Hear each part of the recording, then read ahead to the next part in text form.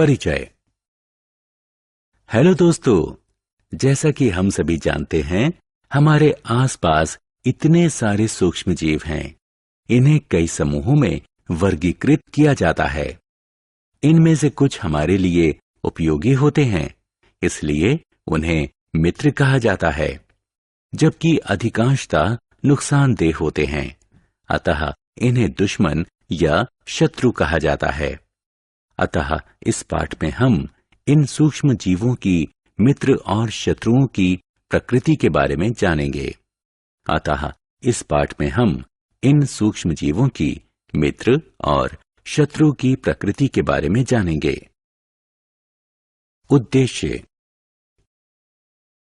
इस पाठ के अंत में आप निम्न करने में सक्षम हो जाएंगे: सूक्ष्म जीव और इसके विभिन्न समूहों को परिभाषित करना, मित्रवत सूक्ष्म जीव और सामान्य मानवीय जीवन में इनके उपयोगों का वर्णन करना, हानिकारक सूक्ष्म जीवों का वर्णन करना, खाद्य परिरक्षण की विधियों की व्याख्या करना, नाइट्रोजन स्थिरीकरण और नाइट्रोजन चक्र की व्याख्या करना, सूक्ष्म जीव और उनकी आदतें। वरुण, फल के इस टुकड़े को मत खाओ, अब ये दूषित हो चुका है और तुम्हारे स्वास्थ्य के लिए हानिकारक है। लेकिन क्यों दीदी? जमीन पर ढेर सारे कीटाणु हैं और वे इतने छोटे हैं कि तुम उन्हें खुली आंख से नहीं देख सकते और वे तुम्हें नुकसान पहुंचा सकते हैं। ये क्या है? इन्हें सूक्ष्म जीव कहा जाता है। दोस्तों, आपको जानकर हैरानी होगी कि सूक्ष्म जीव खाना बनाने में हमारी सहायता कर सकते हैं और यही हमें बीमार भी बना सकते हैं। इसलिए इनके बारे में विस्तार से अधिक जानकारी प्राप्त करने से पहले आइए हम ऐसे सूक्ष्म जीवों और उनकी आदतों के बारे में जानते हैं। सूक्ष्म जीव या जीवाणु आकार में इतने छोटे होते हैं कि उन्हें खुली आंख या बिना किसी सहायक साधन के नहीं देखा जा सकता। इन्हें व्यापक स्तर पर 4 प्रमुख समूहों में वर्गीकृत किया जाता है। ये हैं जीवाणु, कवक, प्रोटोजोआ और शैवाल।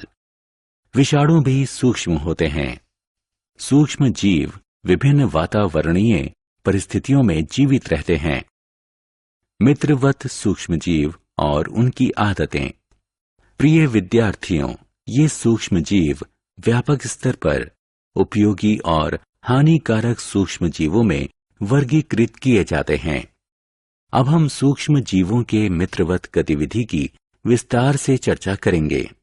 ऐसा ही एक मित्रवत सूक्ष्म जीव है खमीर।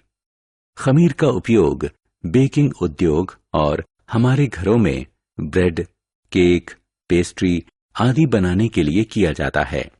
जीवाणु लैक्टोबैसिलस दूध से दही बनाने में उपयोगी है। सूक्ष्म जीव वाणिज्यिक और औषधीय क्षेत्र में भी उपयोगी हैं। उदाहरण के लिए अल्कोहल, बियर और शराब के व्यापक उत्पादन के लिए खमीर यानी यीस्ट का उपयोग डिस्टिलरी उद्योग में किया जाता है। कुछ अन्य जीवाणु प्रतिजैविक यानी एंटीबायोटिक और वैक्सीन बनाने में सहायक होते हैं। टीकाकरण कई बीमारियों में सहायक होता है, जैसे हैजा, क्षय, चेचक और हेपेटाइटिस। अब मैं आपको बताता हूं कि उपयोगी सूक्ष्म जीवों द्वारा प्रदान किए जाने वाले अन्य लाभ क्या हैं। कुछ जीवाणु और नीले हरे शैवाल वायुमंडलीय नाइट्रोजन स्थिरीकरण प्रक्रिया द्वारा मिट्टी की उर्वरा शक्ति बढ़ाते हैं। नाइट्रोजन स्थिरीकरण जीव वैज्ञानिक प्रक्रिया है जिसमें जीवाणुओं की सहायता से वायुमंडलीय नाइट्रोजन को अमोनिया में बदला जाता है।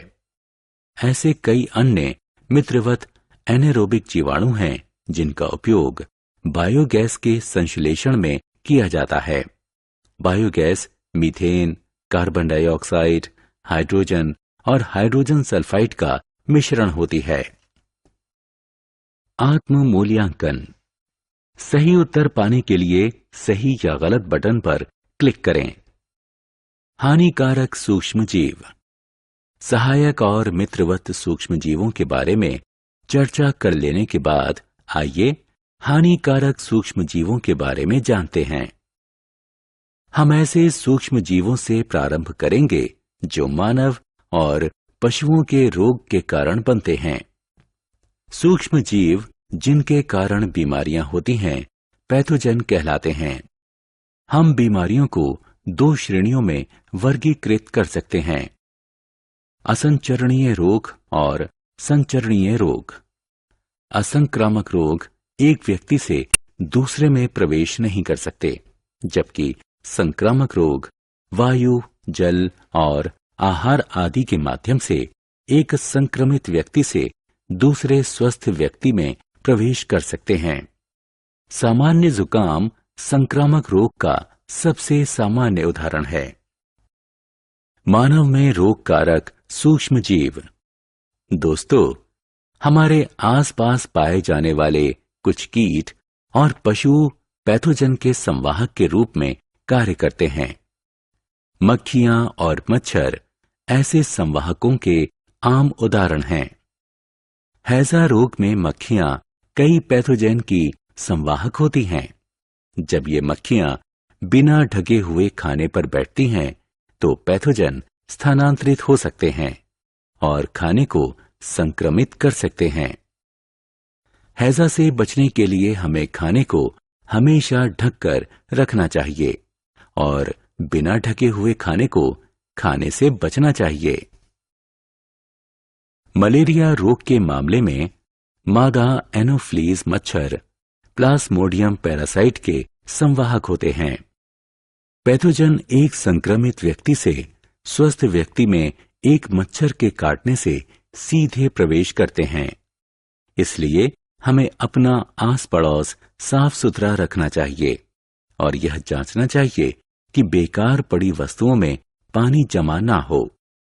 हम मलेरिया को फैलने से खिड़की और दरवाजों पर तार की जाली लगाकर और कीट विकर्षक क्रीम, स्प्रे और मच्छरदानी लगाकर रोक सकते हैं।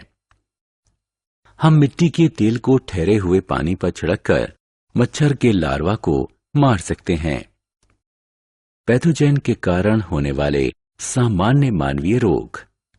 यहाँ एक सूची दी गई है जो विभिन्न पैथोजनों के कारण फैलने वाले विभिन्न मानवीय रोगों का उल्लेख करती है।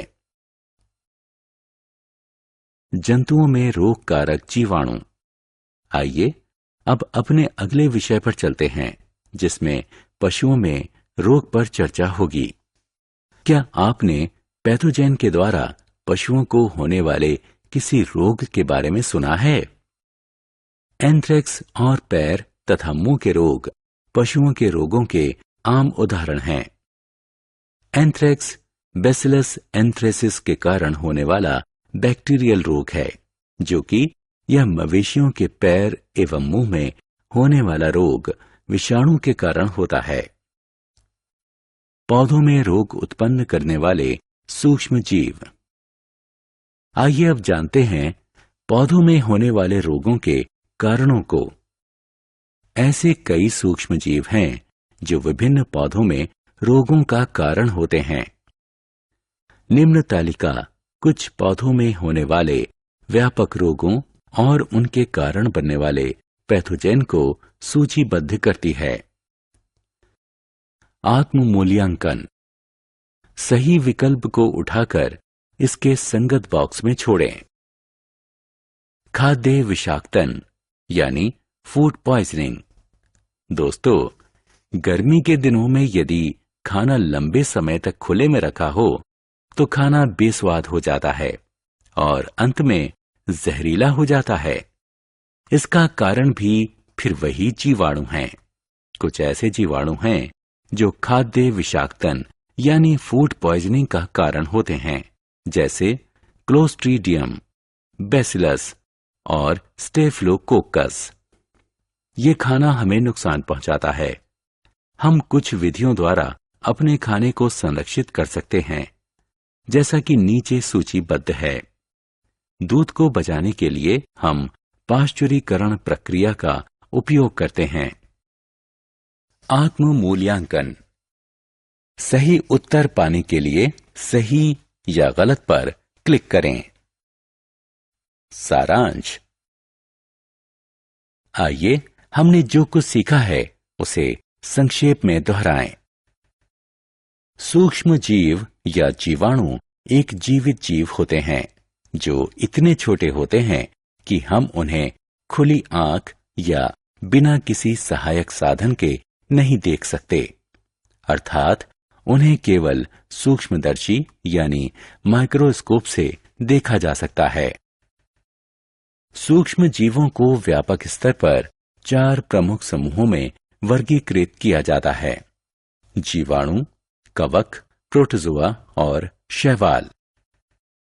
सूक्ष्म जीव विभिन्न वायुमंडलीय परिस्थितियों में जीवित रहते हैं, जैसे जल, मिट्टी, गर्म पानी के सोते और पहाड़ आदि। सूक्ष्म जीव व्यापक स्तर पर उपयोगी और हानिकारक सूक्ष्म जीवों में वर्गीकृत किए जाते हैं। उपयोगी सूक्ष्म जीवों का उपयोग हमारे दैनिक जीवन तथा उद्योगों में विभिन्न उद्देश्यों से किया जाता है। सूक्ष्म जीव जिसके कारण मानव, पशु और पौधों में बीमारियां होती हैं, पैथोजन कहलाते हैं। नाइट्रोजन स्थिरीकरण जीव वैज्ञानिक प्रक्रिया है जिसमें जीवाणुओं की सहायता से वायुमंडलीय नाइट्रोजन को अमोनिया में बदला जाता है।